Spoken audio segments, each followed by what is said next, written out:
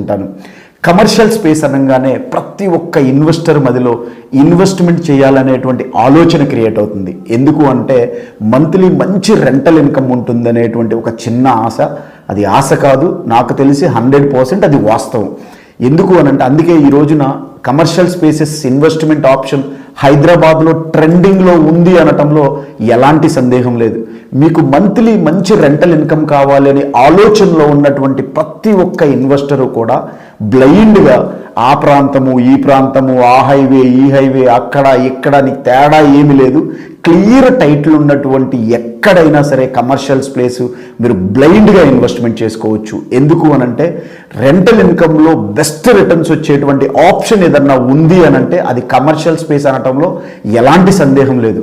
ఈరోజు మనం 70 లక్షలు పెట్టి ఒక డబుల్ బెడ్రూమ్ ఫ్లాట్ కొంటే మనకు వచ్చే రెంట్ 15,000 నుంచి 20,000 ఉంటుంది. అదే 70 లక్షల రూపాయలు పెట్టి